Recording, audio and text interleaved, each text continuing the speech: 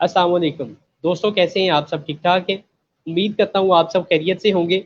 जैसा कि आप सब जानते हैं कि रेहान अल्लाह वाला फाउंडेशन की तरफ से उनके तवसुत से हमने इंटरव्यू सीरीज़ का एक सिलसिला का स्टार्ट किया। और इसी सिलसिले में हम बहुत सारे दोस्तों को लाइव बुलाते हैं, उनसे इंटरव्यू लेते हैं और उनके लाइफ एक्सपीरियंसेस के बारे में जानते हैं। सो आज की हमारी जो शख्सियत है वो किसी भी तारुफ की मोहताज नहीं है।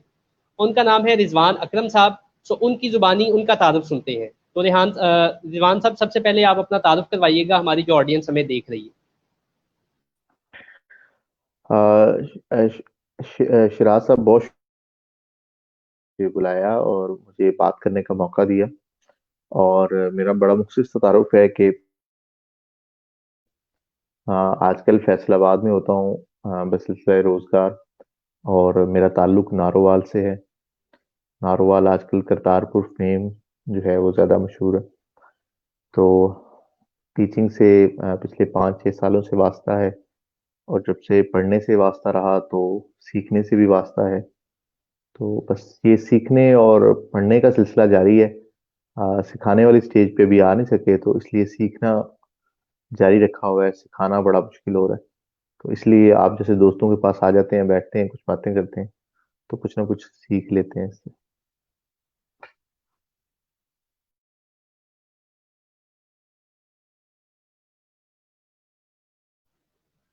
सो रिजवान साहब, मेरा आपसे पहला क्वेश्चन ये है कि but is career counselling, career counselling है क्या? इसके ऊपर ज़रा रोशनी डालिएगा।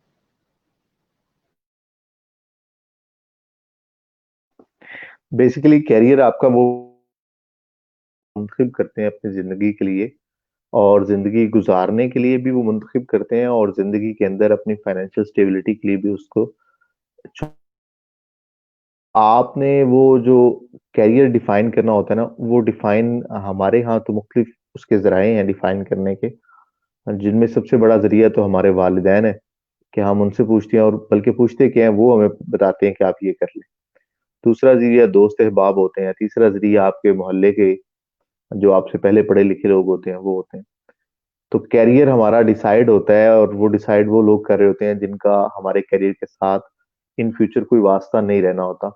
माँ बाप एक लेवल तक रहते हैं, उसके बाद उन्होंने आपके साथ कैरियर के तौर पे नहीं चलना होता। जो दोस्त अहबाब होते हैं वो भी चेंज होते रहते हैं। और जो मोहल्ले के या आपके नेक्स्ट जनरेशन से लोग होते हैं वो भी डेफिनेटली साथ छोड़ जाते हैं।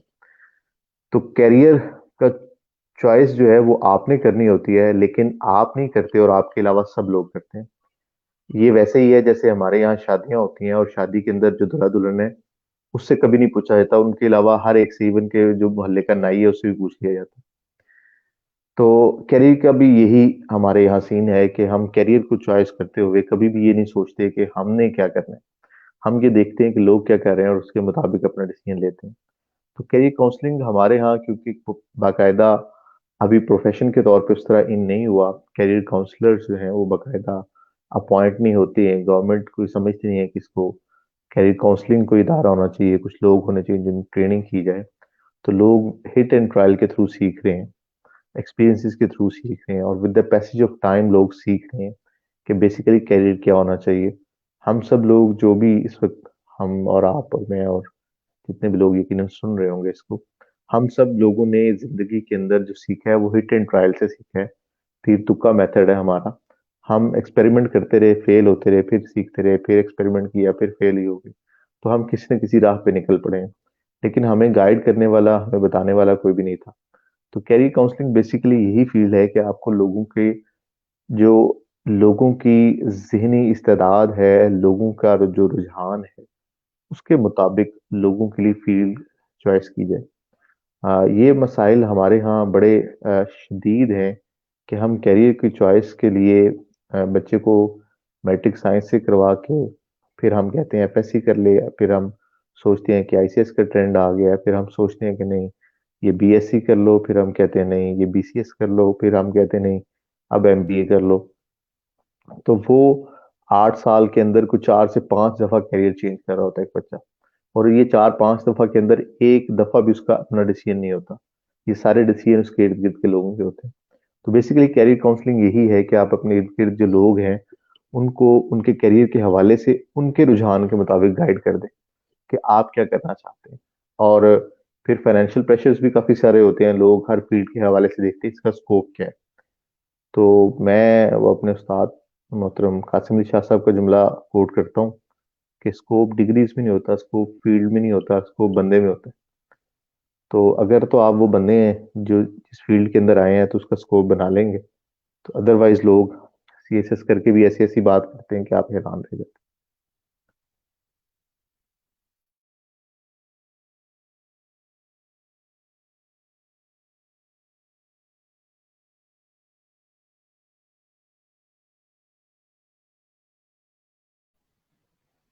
ठीक है रिजवान साहब, आपने बहुत बेहतरीन अंदाज में कैरियर काउंसलिंग को डिफाइन किया कि वो है क्या।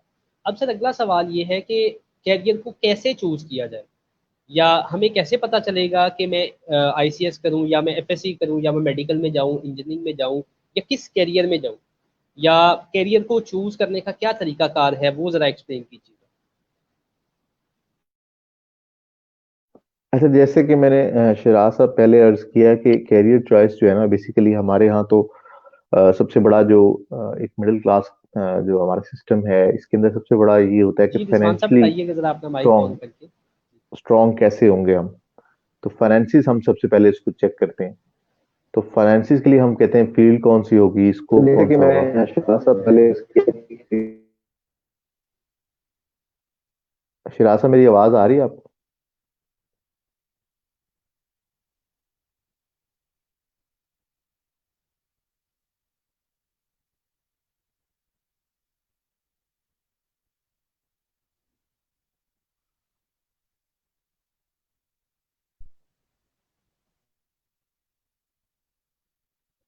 शिराज साहब, मेरी आवाज आ रही है आपको?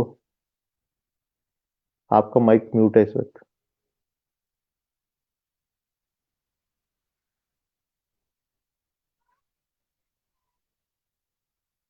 शिराज साहब, आपका माइक म्यूट है आप जब बात कर रहे हैं तो।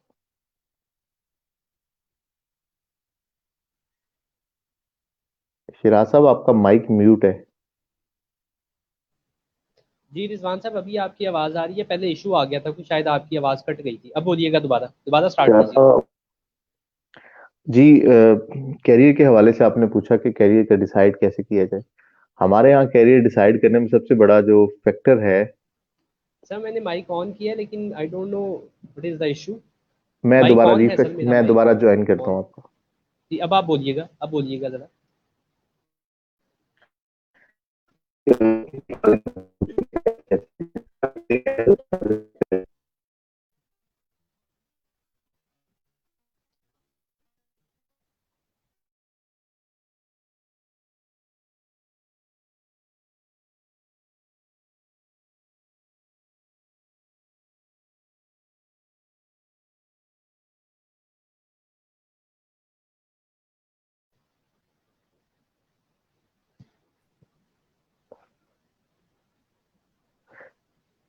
जी शिराज साहब, अब आवाज मेरा जी क्लियर शिराज होगी। साहब, अब आवाज मेरा क्लियर। तो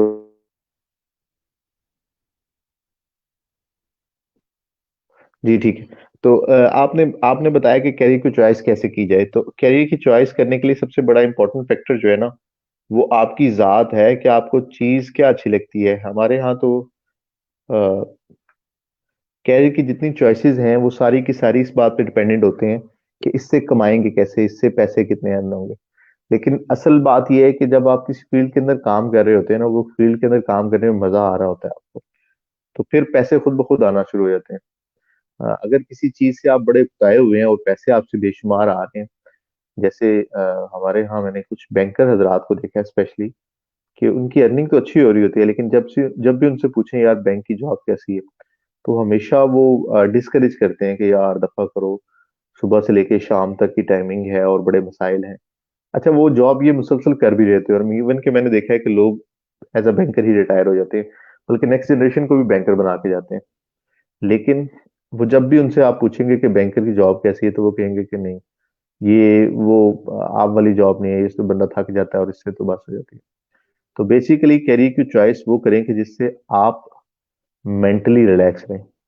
फाइनेंशियली आप यकीन करिएगा, अगर आप मेंटली रिलैक्स है ना, फाइनेंसिस आपके खुद ब खुद मीट होते हैं। जब इंसान सुकून की हालत में होता है ना, परेशानियां नहीं होती इंसान को। तो थोड़ी चीज भी इंसान को ना इतनी बॉदर नहीं कर रही होती। और जब आप ज़हनी तौर पे अपसेट होते हैं तो बहुत सारा पैसा भी ना आपको परेशान कर रहा होता है, क्योंकि वो पैसा आपकी जेब में होता है, लेकिन आप मेंटली क्योंकि स्ट्रांग नहीं होते, मेंटली उसके लिए कैपेबल नहीं होते, तो आप परेशान होते हैं।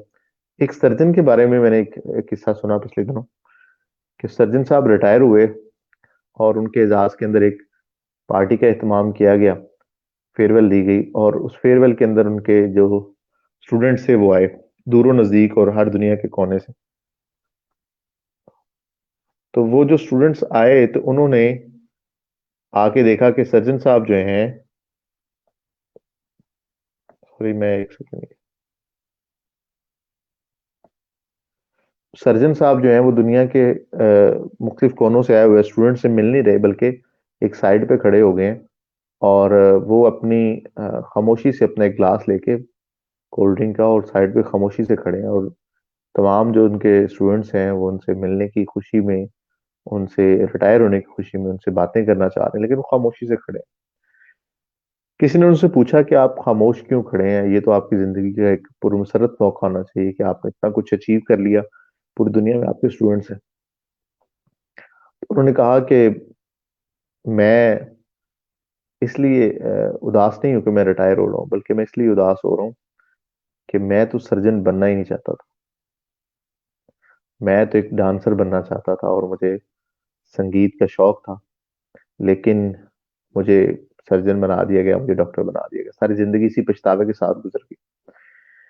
तो वो जो 5 रिग्रेट्स ऑफ डाइंग है ना, कि मौत के वक्त इंसान के जो 5 पछतावे होते हैं उड़े, उनमें सबसे बड़ा पछतावा ये भी होता है कि मैं जो करना नहीं चाहता था वही करता रहा सारी जिंदगी, और इंसान इसी जिंदगी इसी पछतावे के साथ चला जाता है। पिछले दिनों मेरी एक अजीज़ा है, उन्होंने मुझे कॉल की और अपनी बेटी के हवाले से मुझसे पूछा कि उसके कैरियर के लिए मैं आपसे गाइडेंस चाह रही हूँ। तो मैंने उनसे पूछा कि मैं आपको गाइडेंस क्यों दूं, जबकि आपने तो कैरियर डिसाइड नहीं करना, कैरियर तो जिसने डिसाइड करना आप उससे तो पूछ लें। तो उन्होंने कहा कि उसको क्या पता है। तो मैंने कहा जी, आपकी जो पिछली एजुकेशन है ना, आखिरी तालीम जो है वो आज से 25 साल पहले हुई है, तो आपको क्या पता कि आज के दौर में फील्ड क्या होती है। सो कैरियर को चॉइस तो उसको करने दें। नेक्स्ट ये है कि आप उसकी गलती का उसको एक्सपीरियंस करने दें। अगर वो गलत भी डिसाइड कर लेता है स्टूडेंट, तो उसको तजर्बा कर लेने दें, बजाय ये कि आप अपने माजी के गलत तजर्बात का सीखा हुआ सबक उसको आज के तजर्बात से पढ़ाएं। तो प्लीज उसको उसकी गलती का हिस्से की गलती करने दें। अगर वो अपने हिस्से की गलती नहीं करेंगे तो वो सीखेंगे नहीं। तो प्लीज उसको करने दें जो वो करना चाहते हैं। हम कैरियर की चॉइस करते हुए सबसे पहले ये देख रहे हैं कि फाइनेंसिस कैसे हैं, फिर ये देखते हैं कि माशरे में मुकाम क्या है, सबसे आखिर में ये देखते हैं कि मेरे लिए कंफर्टेबल क्या होगा। तो सबसे कंफर्टेबल जो जगह होती है ना, वो कब्र है, और दुनिया के अंदर जो सबसे पुरसकून लोग हैं वो कब्रिस्तान के अंदर है।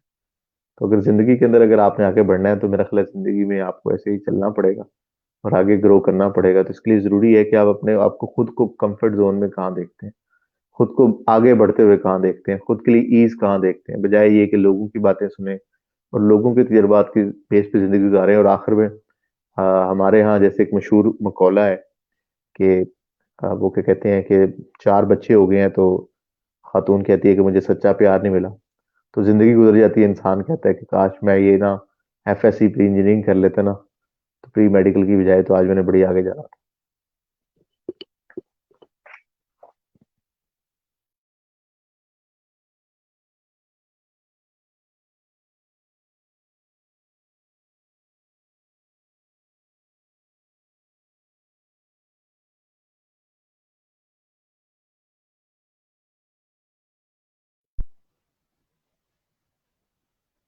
अपना माइक म्यूट कीजिएगा सर, अपना माइक म्यूट कर दें, अपना माइक म्यूट कर दें सर। अच्छा ठीक है, रिजवान साहब मेरी आवाज़ आ रही है आपको, आवाज़ आ रही है? अच्छा ठीक है। अभी आपने इस अपनी कॉन्वर्सेशन में जिक्र किया कि इंसान को जो पसंद है उसको वो करना चाहिए, जो उसको मतलब जो चीज़ उसके दिल को अच्छी लगती है। तो मुझे इसी हवाले से बताइएगा कि हमें कैसे पता चलेगा कि कौन सी चीज़ हमारे दिल को अच्छी लगती है, या ये काम करना मुझे अच्छा लगता है, मैं इस फील्ड में जाऊँ, या जिसको हम आजकल के ज़माने में टेक्निकली एक नाम दिया जाता है जिसको हम पैशन का लफ्ज़ इस्तेमाल किया जाता है जो कि बेटर वर्ड। तो इस चीज़ को एक्सप्लेन कीजिएगा कि वो कैसे पता चलेगा कि ये मेरा पैशन है या ये चीज़ है, वो बताइएगा ज़रा। शिराज साहब, पैशन जो है ना वो डिफाइन करते हुए लोगों की उम्र गुजर जाती है। मैं और आप जिस लेवल पे हम हैं, आप मुझसे चंद साल शायद छोटे होंगे। अ, हम और आपको डिफाइन करते हुए पैशन, कई लोगों का पैशन जो है ना बड़ी अर्ली एज में इनको पता चल जाता है, और कई लोग जो होते हैं वो भटकते रहते हैं मुख्तलिफ जगहों के ऊपर। अच्छा, ये हर एक के लिए मुख्तलिफ हो सकता है और हर एक के लिए एज भी मुख्तलिफ है। कुछ लोगों को 65 साल की उम्र में पता चलता है कि उनका पैशन क्या है, और कुछ लोग जो हैं वो 7 साल की उम्र में अपने पैशन के ऊपर काम कर रहे होते हैं। और अगली बात, ये भी जरूरी नहीं है कि अगर आप 7 साल की उम्र में आपका जो शौक है, जो पैशन है, वो अगले 20 साल वही रहेगा। लोग एक जॉब करते हैं, दो जॉब करते हैं, तीन करते हैं, 50 जॉब करते हैं, और उसके बाद एक दिन बिजनेस करते हैं और कमाल कर जाते हैं। और लोग बिजनेस 20 करते हैं और फ्लॉप होते होते एक दिन ऐसी कंपनी के अंदर सीईओ लग जाते हैं जहां पे कंसल्टेंट के तौर पर उनको हायर कर लिया जाता है। तो पैशन आपका वो चीज है जिसके अंदर आपको करते हुए मजा आ रहा है। Simple is this. पहली बात तो ये है कि आप जैसे बच्चे जो है ना मिट्टी के अंदर खेल रहे होते हैं ना, तो खेलते हैं कि उनको कोई पैसे नहीं पे कर रहा होता, लेकिन वो खेल ही जाते हैं मिट्टी के अंदर। और यही काम अगर आप मिट्टी के अंदर खेलते हो, अगर आपको शौक हो और आप बड़े हो जाए और मिट्टी के अंदर खेलना शुरू कर दें, तो आप सिविल इंजीनियर कहलाएंगे। इसी तरह अगर खवातीन जो है हमारी घरों के अंदर सिलाई कढ़ाई कर रही होती हैं, बच्चियों को वैसे शौक होता है, तो ये बच्चियां अगर बड़े होके ड्रेसेस की तरफ आ जाए तो ये ड्रेस डिजाइनर कहलाते हैं। अब बेसिकली आप अपने शौक की तामील कर रहे होते हैं कि आपको मिट्टी से खेलना अच्छा लगता है, और आपको फर्क नहीं पड़ता कि मिट्टी आपके ऊपर पड़ रही है, आपके पाँव पे, आप घुटनों पड़ रही है। आप तो अपना शौक पूरा कर रहे होते हैं। तो इंसान जो है ना वो शौक पूरा करते हुए थकता नहीं है। तो जब वो थकता नहीं है तो फिर वो रिफ्रेश रहता है, फिर सारी जिंदगी बड़े मजे से गुजारता है। एडवर्ड डिंगर की जो एक रिसर्च है, जो हार्वर्ड यूनिवर्सिटी में पब्लिश हुई, जिसके मुताबिक उन्होंने 75 साल एक रिसर्च कंडक्ट की, और उसमें उन्होंने कहा कि दुनिया के जो लोग हैं जिनकी 90+ एज है वो क्यों है। तो उनमें से एक जो सबसे बड़ा फैक्टर था वो था पैशन का, कि इन लोगों के पास रिग्रेट्स नहीं है लाइफ के लिए ना। इन्होंने जो किया अपनी मर्जी से किया। तो आपके पास जो चीज करने में आपको मजा आता है ना, वो आपका पैशन है। और मजे की बात यह है, कुछ लोगों को लिखने में मजा आता है, कुछ लोगों को पढ़ने में मजा आता है। जिन लोगों को लिखने में मजा आता है ना, फिर लोग उनकी किताबें पढ़ते हैं, वो राइटर बन जाते हैं।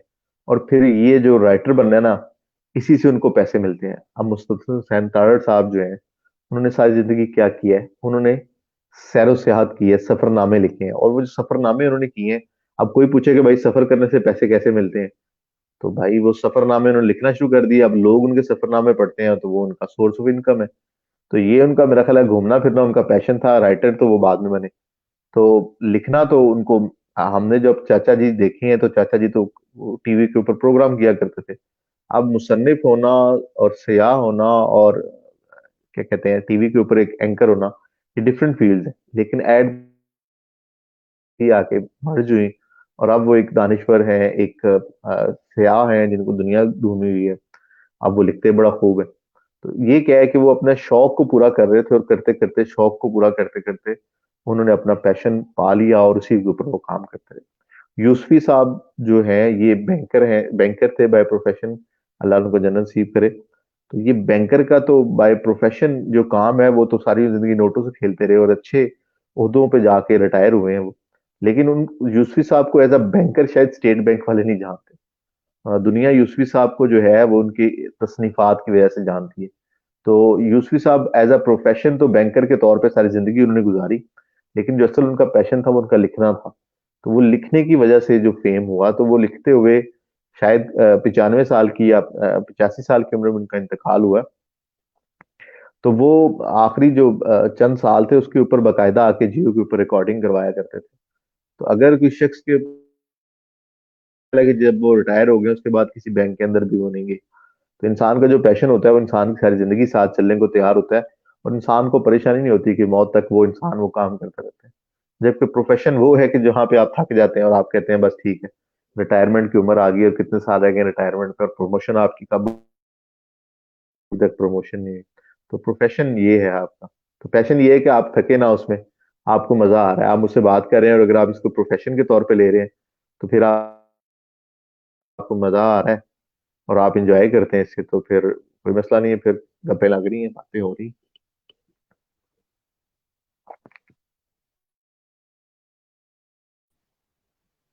सही है माशाल्लाह रिजवान साहब, बहुत ज़्यादा बेहतरीन अंदाज में आपने इस चीज़ को डिफ़ाइन किया कि पैशन को डिस्कवर कैसे कर सकते हैं। अगला मेरा सवाल आपसे ये है कि मिसाल एक बंदा है, उसके 2 से 3 पैशन है, कोई भी एक इंसान है उसके 2 से 3 पैशन है, तो कैसे उसको उनको फिल्टर्ड आउट करे कि इन 2 में से 3 में से ये 4 में से ये एक जो है ये मेरा बेस्ट पैशन है, या ये मुझे सबसे ज़्यादा पसंद है। या क्या ऐसा पॉसिबल है कि किसी बंदे को 3 4 5 ज़्यादा चीज़ें एक टाइम में अच्छी लग सकती हैं या पसंद हो सकती हैं, या वो सारे ही उसके पैशन हो सकते हैं, और इनको फिल्टर्ड आउट करके एक को कैसे पैशन मतलब प्रॉपरली डिस्कवर किया जा सकता है, ये बताइएगा। इसके अंदर सबसे पहले मैं मिसाल देना चाहूंगा शाम सरवर साहब की, तो गुरु हैं और पूरा पाकिस्तान उनको जानता है फ्रीलांसिंग, बल्कि इंटरनेशनल लेवल पे लोग जानते हैं फ्रीलांसिंग के हिसाब से। शाम सरवर साहब जब फ्रीलांसिंग ग्राफिक डिजाइनर के तौर पे इस वक्त वो जाने जाते हैं, उनकी कंपनी और सारा कुछ है। तो शाम सरवर साहब ने जब फ्रीलांसिंग शुरू की तो as a AutoCAD operator शुरू की थी। तो 3 स्किल्स के ऊपर एट वंस वो काम कर रहे थे। तो with the passage of time वो काम करते रहे और उनमें से एक स्किल जो है वो ऑटोमेटिकली पॉलिश हो गई, क्योंकि उस स्किल के अंदर उनको ज्यादा फ्लुएंसी नजर आ रही थी, ज्यादा मजा आ रहा था। और with the passage of time आपकी जिंदगी के अंदर भी पैशन चेंज हो सकते हैं। इंसान को मर्दों को खास तौर पे हर दफा देखते हुए पहली मोहब्बत हो जाती है, और हर पहली मोहब्बत उसकी आखिरी मोहब्बत लगती है, लेकिन चंद साल बाद उसकी पहली मोहब्बत जो है ना वो कहीं और चली जाती है और वो एक और पहली मोहब्बत करने के लिए तैयार हो जाता है। तो इस तरह जिंदगी के अंदर आपके पैशन भी डिफरेंट हो सकते हैं। कोई परेशानी नहीं है अगर आप 5 7 साल एक एक काम एक ट्रेन के ऊपर बैठे रहे, और ट्रेन का रुख कराची की तरफ था, लेकिन आपको अचानक याद आया कि नहीं मुझे तो लाहौर जाना है, तो आप उधर की ट्रेन चेंज कर लें, कोई मसला नहीं। जिंदगी सफर का नाम है। जिंदगी प्लेटफॉर्म का नाम नहीं है, जिंदगी चलते रहने का नाम है, खड़े रहने का नाम नहीं है, बस चलते रहे। मसला ये है कि आप एक स्टेप उठाएं, एक स्टेप उठाएं, डेली एक स्टेप उठाएं, बस चलते रहें। Simple is this. आप एक ना एक दिन मंजिल को पा लेंगे। पैशन के लिए जरूरी नहीं है कि आप एक कहें कि यार ये तो मेरा पैशन था। लाइक फॉर एग्जाम्पल मैं कहता हूँ मेरा बात करना पैशन है, कम्युनिकेशन मेरा पैशन है। अब पिछले शायद 2 या 3 माह से मैं एक भी इंटरव्यू नहीं शायद कर पाया, या एक आध की है। तो मैं कहूँ कि ये मैं नहीं कर पाया तो अब मैं छोड़ दूं इस फील्ड को, तो मैं कहूंगा कि नहीं, ऐसा नहीं है। इसमें गैप आ गया, ब्रेक आ गया, लेकिन जब मुझे टाइम मिलेगा मैं फिर इधर आऊंगा, क्योंकि ये मेरा शौक है ना। तो इस शौक से कोई थकावट नहीं, कोई परेशानी नहीं है, कोई बोझ नहीं है इसके ऊपर, इसको लोड के तौर पर नहीं लिया। ये एक ऐसी चीज है जिससे आप सूदिंग फील करते हैं ना, लाइटर फील करते हैं। तो अब ये कोई कहे कि मुझे आप इंटरव्यू कर रहे हैं तो आप टीचर क्यों हैं, आप पढ़ाते क्यों हैं? और अगर आप इंटरव्यू कर रहे हैं तो फिर आप खुद पढ़ क्यों रहे हैं? आप टीचर, आप डिग्रीज क्यों ले रहे हैं? मैं इंप्रूव कर रहा हूँ डिग्रीज। तो बात यह है कि सारी मंजिलें, मंजिल की तरफ जो राहें जाती होती है ना, मुख्तलिफ राहें होती हैं, और इंसान हर राह के ऊपर चल रहा होता है, कहीं ना कहीं कदम उठा रहा होता है, और इवेंचुअली कुदरत उसको तैयार कर रही होती है। लाइक 2005 के अंदर मैंने एक डिग्री अटेन की, जो कि 2015 तक उस डिग्री का 1% भी मुझे बेनिफिट नहीं नजर आया। लेकिन 2015 के अंदर अचानक मुझे पता चला कि वो 2005 की जो डिग्री थी वो 2015 तक के लिए इस्तेमाल होनी थी। तो पिछले जो 10 साल का गैप आया, उस गैप का बेसिकली मकसद ये नहीं था कि मेरी वो डिग्री जाया गई, बल्कि कुदरत मुझे सिखा रही थी कि तुम्हें ये 10 साल बाद इस्तेमाल होनी है। तो नेचर आपको सिखा रही होती है, और कुदरत के फैसले बड़े अटल होते हैं, और वो आपको तैयार कर रही होती है। एक जो वो कहते हैं ना गड़ा जो होता है, वो मिट्टी का, वो क्या कहते हैं, उसके ऊपर आग और तपश और सारा कुछ हो जाता है। तो वो कहे कि अगर भाई मेरे मुझे तो आग में डाल दिया और मुझे क्या कर रहे हो, तो बेसिकली नेचर उसको तैयार कर रही होती है, क्योंकि वो मिट्टी का होता है। जब अगर कच्ची मिट्टी का मार्केट में आ जाएगा तो पानी डालेंगे घुल जाएगा।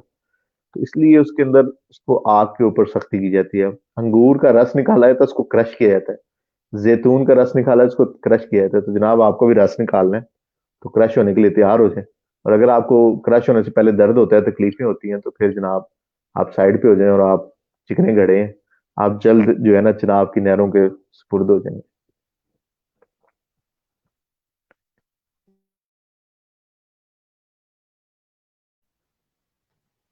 सही माशाल्लाह, बहुत ज़्यादा हेल्थी कॉन्वर्सेशन चल रही है रिजवान साहब, मुझे ज़ाती तौर पे बहुत ज़्यादा सीखने को मिल रहा है, और हमारी ऑडियंस भी जो नाज़रीन देख रहे हैं उनके लिए भी ये वीडियो बहुत ज़्यादा वैल्यूबल होगी। सर ठीक है, हमने करियर काउंसलिंग पे बात की, हमने पैशन को डिस्कवर करने के बारे में बात की। अगला मेरा सवाल थोड़ा सा ट्रिकी और डिफिकल्ट होने वाला है, आई थिंक सो, कि आप में जो हम जॉब करते हैं, ख़ास तौर पे, या वो हजरात जो गवर्नमेंट जॉब करते हैं या कर रहे हैं, सरकारी मुलाजमीन, in case that if they want to shift into a business, अगर वो बिजनेस करना चाहते हैं तो वो कैसे करें या किस तरह करें, अगर इस बारे में आपकी क्या ओपिनियन है, या मतलब आप किस हवाले से इस चीज़ को देखते हैं, वो बताइएगा। अच्छा, पहले तो मैं आपको ये बात बता दूं कि सवाल ट्रिकी नहीं होते, हमेशा जवाब ही ट्रिकी होते हैं। सवाल तो हमेशा ही आसान होते हैं, कमबख्त जवाब मुश्किल होते हैं। तो सवाल आपके जैसा भी है, सवाल हमेशा से पेपर में बड़े अच्छे पूछे जाते हैं, लेकिन बेड़ा गर्क हो जाता है जब हम जवाब देने लगते हैं। तो मेरी भी कम इल्मी के मुताबिक मैं आपको जवाब देने की कोशिश करूंगा। आपने जो बात की है, तो मैं क्योंकि एक एम्प्लॉय हूँ और बीइंग एन एम्प्लॉय मैं आपको ऐसे एक्सपीरियंस नहीं कर सकता कि जैसे बिजनेसमैन का रिस्पॉन्स होता है। लेकिन मैं आपको ये जरूर बता सकता हूँ कि बीइंग अ गवर्नमेंट एम्प्लॉय या बीइंग एन एम्प्लॉय मैंने 2 से 4 फेलियर्स किए हुए हैं। और अभी भी मेरे दिल में ये ख्वाहिश है कि मैं मजीद एक्सपेरिमेंट करूंगा, और मैंने मतलब प्लान आउट किया हुआ है बहुत सारी चीजें। हो सकता है कि आने वाले दिनों के अंदर, आने वाले महीनों, सालों के अंदर मैं किसी न किसी तरह एक आध जंप फिर लूं। फिर फेलियर हो जाएगा, अब क्या होगा, फिर उठ जाएंगे, नो प्रॉब्लम। मसला ये नहीं है, मसला ये है कि जब आप एक कंफर्ट जोन में होते हैं ना, एम्प्लॉयज क्या होते हैं, एक कंफर्ट जोन में होते हैं। वो जो एक बात कही जाती है कि गवर्नमेंट मुलाजिम जो होता है वो गवर्नमेंट का दामाद होता है, उसको घर से नहीं निकाला जा सकता।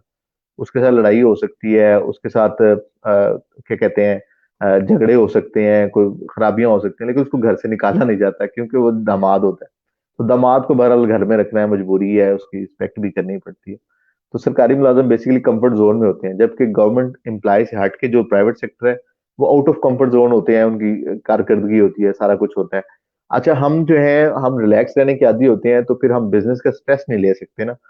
अगली बात ये होती है कि हमारे पास फाइनेंसिस क्योंकि बड़े लिमिटेड होते हैं, तो हम उन फाइनेंसिस के अंदर सेविंग करते हैं। उस सेविंग के अंदर से अगर लॉस हो जाए तो हम उस लॉस को बियर नहीं कर सकते। हमारी कैलकुलेशन बड़ी साइंटिफिक होती है, और हम उसको कैलकुलेशन कर करके फिर आते हैं, क्योंकि हमारी पे सैलरी जो है वो फिक्स होती है, हम उसको कैलकुलेट करते हैं। मैंने अ, अब्दुल्ला समीन का इंटरव्यू किया और अब्दुल्ला समीन के वालिद का इंटरव्यू किया। उन्होंने मुझे बड़ा एक मजेदार जवाब दिया। उन्होंने कहा कि हमने बचपन में अपने बच्चों को जो है ना वो देते थे, जो पॉकेट मनी होती है। तो हमने कहीं पढ़ा कि पॉकेट मनी बेसिकली स्लेवरी की एक किस्म है, कि आप बच्चों को मेंटली तैयार करते हैं जॉब के लिए। तो हमने तो बच्चों को जॉब नहीं करवानी थी, तो हमने पॉकेट मनी देना बंद कर दी।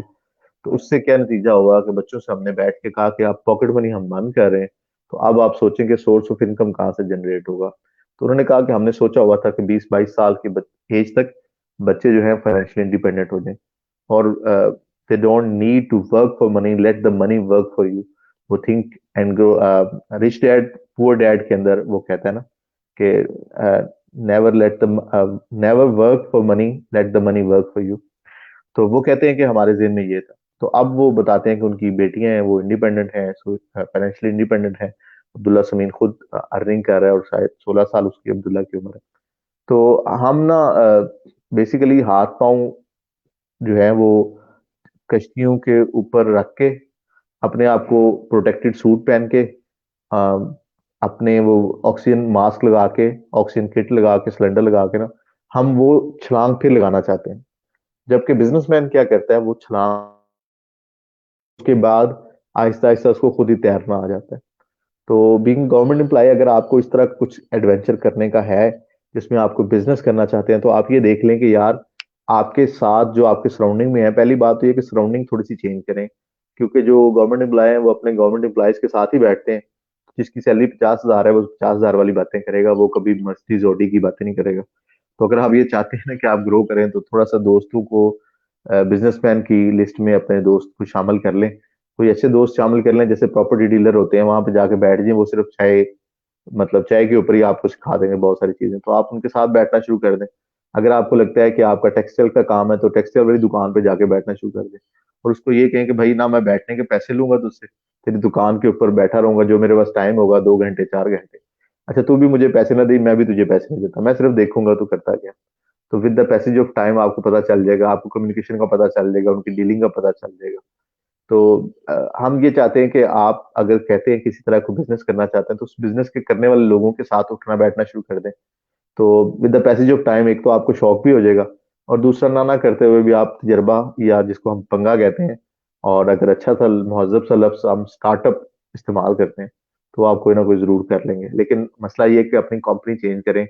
अगर आप हमारे जैसे लोगों के साथ, एम्प्लॉयज के साथ बैठेंगे, तो सोच आपकी गुलामों वाली रहेगी।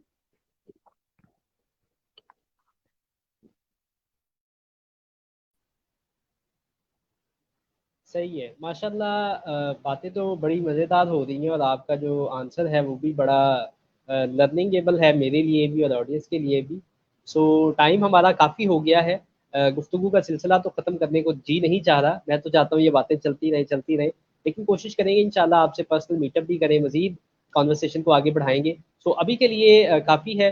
तो आपके छोटे से एक पैगाम के साथ या एडवाइस के साथ अपनी इस कॉन्वर्सेशन को इख्तिताम की तरफ लेके जाते आप कोई भी एडवाइस मतलब कीजिएगा हमारी ऑडियंस को।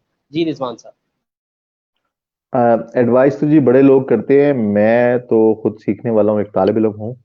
तो मेरी जो एक तालिबाना गुजारिश है वो ये है कि जो भी सुन रहे हैं, जो बाद में शायद एक आध मिनट के लिए मुझे सुन लें, सिर्फ एक रिक्वेस्ट है कि खुदारा आज का जो दिन है, नेक्स्ट अगले दिन में ना आपका कदम एक ऊपर उठना चाहिए, एक आगे बढ़ना चाहिए। आप जहां पे खड़े हैं ना, अगर वहीं पे खड़े रहेंगे ना, तो शायद आप कब्रिस्तान के मुर्दे तो हो सकते हैं, आप लिबर्टी स्टैचू तो हो सकते हैं, आप दुनिया के अजीम तरीन बुत जरूर हो सकते हैं, आप इंसान नहीं हो सकते। तो इंसान का काम तो है एक कदम आगे उठाना। तो प्लीज आप जहां पर भी हैं, अगर आप मोची भी है ना, तो मेरी ये आपसे रिक्वेस्ट होगी दस्त बस्ता कि आप सिर्फ ये देख लें कि आपने ऐसी जूती सीनी है कि उस तरह की शहर के अंदर जूतियां कोई ना सिलाई करता हो। तो प्लीज आप मोची अच्छे से बन जाएं बस। तो आप स्टूडेंट हैं तो आप ऐसे स्टूडेंट बन जाएं जो कि बहुत ज्यादा लाइक फाइक ना हो, लेकिन एटलीस्ट उसने कोर्स के अलावा को 50-100 किताब अपने मुतल्लिका मजमून की पढ़ाओ। तो प्लीज अपने अंदर कुछ वैल्यू ऐड कर दें। खाना सब लोग सर्व कर रहे होते हैं, चाहे सारी दुनिया पिला रही थी, आजकल वो मिट्टी वाले में चल गया है, तो लोग थोड़ा ज़रा उसकी तरफ जा रहे हैं। तो प्लीज आप कुछ ऐड ऑन कर दें अपनी जिंदगी के अंदर, तो जिंदगी बदल जाएगी।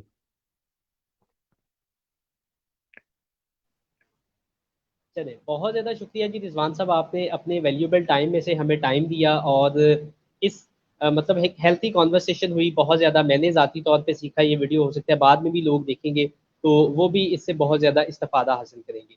सो बहुत ज़्यादा शुक्रिया दोस्तों, इंशाल्लाह कल या नेक्स्ट डे हम किसी नए सेशन के साथ किसी नए गेस्ट के साथ इंशाल्लाह फिर मिलेंगे।